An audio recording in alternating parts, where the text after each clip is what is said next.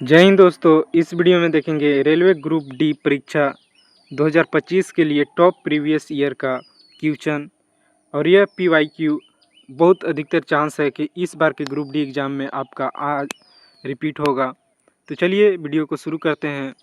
पहला प्रश्न है कि एक एकीकृत परिपथ जिसको इंग्लिश में इंटीग्रेटेड सर्किट बोलते हैं, यह सामान्यतः किस नाम से जाना जाता है?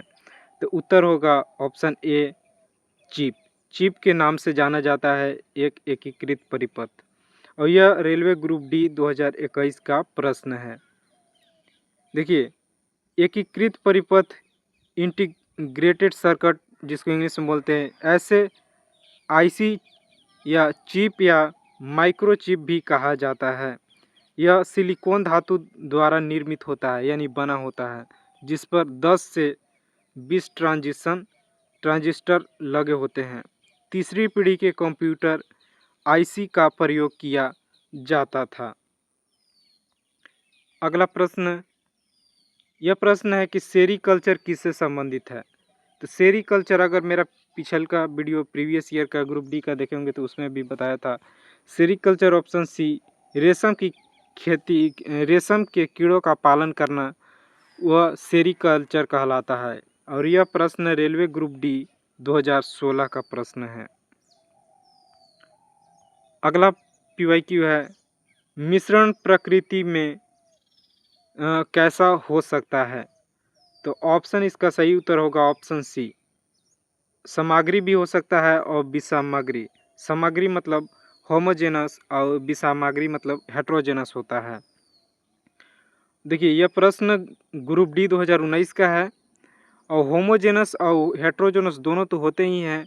तो सामग्री मिश्रण जैसे उसका नमक आपका उदाहरण हो गया, जल का मिश्रण, नमक और जल का मिश्रण एक में, यह आपका होमोजेनस यानी समागी मिश्रण हो गया। और चीनी और दाल का मिश्रण, चीनी और दाल को मिश्रण कीजिएगा, वो दोनों अलग हो सकते हैं।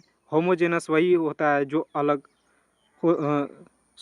घुल जाता है, जो घुल जाता है उसमें। और दूसरा है विषमागी मिश्रण जिसको हेट्रोजेनस मिक्सचर बोलते हैं। यह मिट्टी और रेत जो अलग ही नहीं हो सकते हैं, मिट्टी और रेत। और फिर है तेल और जल,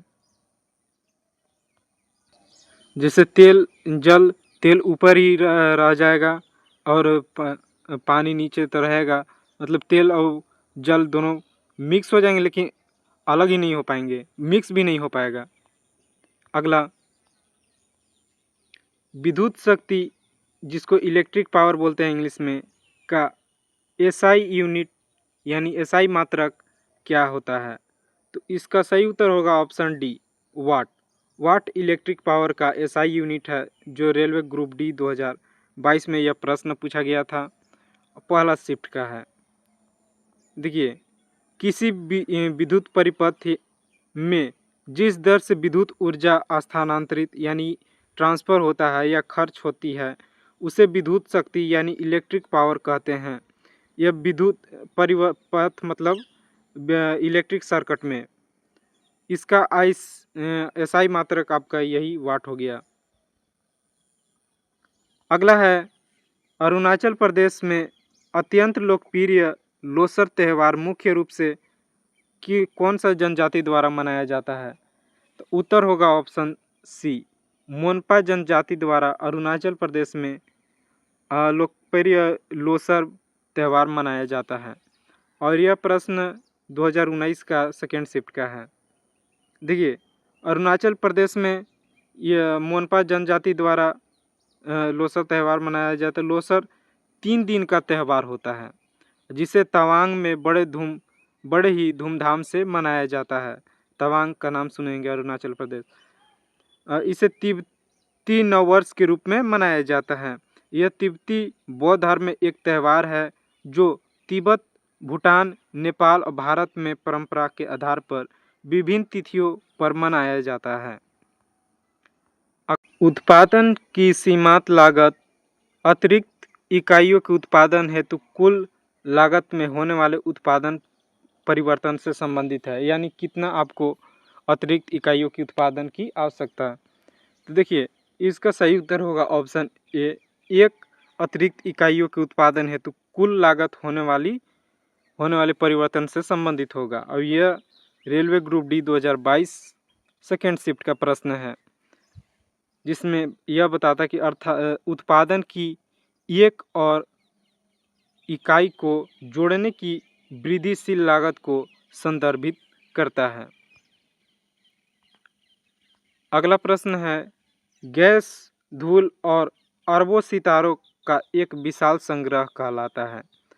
तो इसका सही उत्तर होगा ऑप्शन बी, आकाशगंगा। यह गैस, धूल और अरबों सितारों का एक विशाल संग्रह कहलाता है आकाशगंगा। और यह एनटीपीसी 2021 का प्रश्न है। देखिए अरबों तारों, धूल और गैसों के बादल के एक विशाल संग्रह को आकाशगंगा के रूप में जाना जाता है। यह आकाशगंगा के निर्माण की शुरुआत हाइड्रोजन गैस से बने विशाल बादल के संचयन से होता है। तो यह याद रखिएगा आकाशगंगा का निर्माण कैसे होता है, जिसे निहारिका कहते हैं। और उसे कहते क्या है, तो निहारिका। हमारी पृथ्वी की आकाशगंगा दुग्ध मेघला यानी मिल्की वे के नाम से जाना जाता है। सर्पिल आकृति का यह होता है। आकृति प्रश्न में पूछता है तो मिल्की वे का आकृति स्ट्रक्चर कैसा है, तो सर्पिल, याद रखिएगा। अगला, भारतीय संविधान में कितने देशों से विशेषताएं यानी फीचर्स ली गई हैं?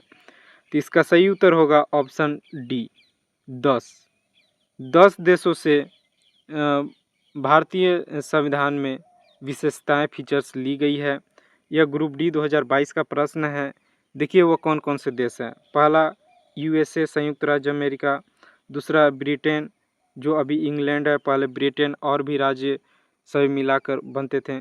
और आयरलैंड, फिर है फ्रांस, ऑस्ट्रेलिया, कनाडा, जर्मनी, रूस, जापान और दक्षिण अफ्रीका। इनमें से किस राज्य से कौन सा किस देश से कौन फीचर लिया गया है, इसके लिए मैंने वीडियो बनाया है, वह जाके चैनल को विजिट करके देख लीजिएगा, एग्जाम में बहुत मदद होगा। अगला प्रश्न की ओर बढ़ते हैं। निम्नलिखित में से किस देश की स्थापना 1971 में हुई थी? तो इसका सही उत्तर होगा ऑप्शन बी, बांग्लादेश का।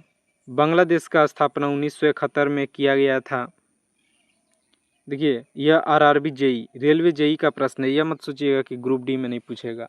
सभी रेलवे का ग्रुप डी का बहुत ही हार्ड होता है, भले ही छोटा पोस्ट की एग्ज़ाम की तरह देखा जाता है, लेकिन यह क्वेश्चन हार्ड आते हैं। देखिए 16 दिसंबर 1971 को पश्चिम पाकिस्तान से अलग होकर पूर्व पाकिस्तान, वर्तमान में जिसे बांग्लादेश हम लोग कहते हैं, वह एक स्वतंत्र देश बना। पहले वह जो अभी के पाकिस्तान, वर्तमान पाकिस्तान है, उसका ही पूर्वी पाकिस्तान के नाम से जाना जाता था, पार्ट था, यानी उसका ही पार्ट था। इसे मुक्ति संग्राम भी कहते हैं। शेख मुजीबुर रहमान को बांग्लादेश का राष्ट्रपिता, जैसे गांधी जी को भारत के राष्ट्रपिता कहते हैं, उससे ही मुजीबुर रहमान को बांग्लादेश का राष्ट्रपिता कहा जाता है। और ये संस्थापक भी कहा जाता है बांग्लादेश का, तथा उन्हें बंगबंधु की उपाधि से नवाजा गया है। देखिए प्रश्न यह बनेगा कि बंगबंधु की उपाधि से किसे नवाजा गया है, तो मुजीबुर रहमान को, याद रखिएगा। अगला प्रश्न है, इनमें से कौन सा खोजकर्ता भारत आना चाहता था किंतु इसके बजाय अमेरिका के तट पहुंच गया था? तो इसका सही उत्तर होगा क्रिस्टोफर कोलंबस। क्रिस्टोफर कोलंबस यह भारत की रास्ता खोजने के लिए निकला था, लेकिन यह अमेरिका पहुंच गया था। और भारत की समुद्री रास्ता का खोज किया था वास्को डी गामा, याद रखिएगा वास्को डी गामा।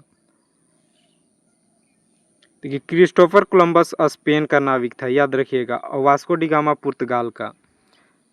तो स्पेन का यह नाविक था जिसने भारत के समुद्री मार्ग का बजाय अटलांटिक महासागर में भ्रमित होकर अमेरिका की तरफ पहुंच गया था। कोलंबस को लगा कि अमेरिका ही भारत है, इसी कारण वहां के मूल निवासी को रेड इंडियन के नाम से जाना जाने लगा अमेरिका के निवासियों को, मूल निवासियों को। अगला, सुल्तान इल्तुतमिश की पुत्री रजिया, जिसको रजिया सुल्तान बोलते हैं, निम्नलिखित में से किस वर्ष सुल्तान बनी थी? तो महिला शासक थी, वही रजिया सुल्तान थी। तो यह बनी थी ऑप्शन सी 1236 ईस्वी में। याद रखिएगा, प्रश्न बनता है, इससे ही प्रश्न बनता है। यह NTPC 2022 का थर्ड शिफ्ट का है। देखिए, रजिया यह भारत की प्रथम मुस्लिम महिला शासिका थी, प्रथम मुस्लिम महिला शासक, यह लाइन याद रखिएगा, जिसका जन्म 1205 ईस्वी में बदायूं में हुआ था। यह सुल्तान शम्स उद दीन इल्तुतमिश की पुत्री थी, जो 1236 ईस्वी में दिल्ली की गद्दी पर बैठी थी।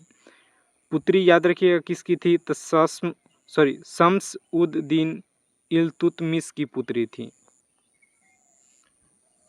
अगला प्रश्न, हड़प्पा की अधिकांश मानक मुंह नामक एक प्रकार के मुलायम पत्थर से बनी होती है, जो 2x2 बीमा के साथ वर्गाकार आकृति यानी स्क्वायर लाइक स्ट्रक्चर का होता था तथा जिसका प्रयोग व्यावसायिक उद्देश्यों के लिए किया जाता था। तो वह किस चीज़ नामक का था? तो इसका सही उत्तर होगा ऑप्शन सी, स्टीएटाइट का था। इसे प्रश्न बनेगा, यह याद रखिएगा। स्टीएटाइट नामक एक प्रकार मूलतः पत्थर से बनी होती थी। यह NTPC 2022 का थर्ड शिफ्ट का प्रश्न है। देखिए, हड़प्पा की अधिकांश मोहरों को सेल खड़ी यानी स्टीएटाइट से बनाया जाता था, जो एक प्रकार का नरम पत्थर है।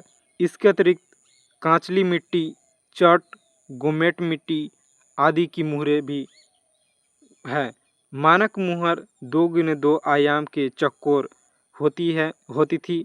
इन मुहरों पर गणितीय चित्र होते थे, जिनका उपयोग शैक्षिक उद्देश्यों के लिए किया जाता था।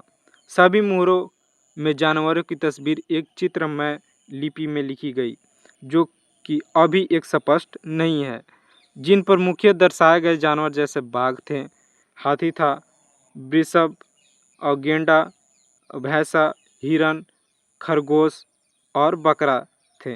वृषभ में यानी बैल। देखिए, यह वीडियो यहीं समाप्त होता है। यहाँ तक जितने भी प्रश्न था उसे अच्छे से रिवाइज कीजिएगा, यह बहुत ही महत्वपूर्ण प्रश्न है। खासकर हिस्ट्री के प्रश्न वह रिपीट हो सकते हैं।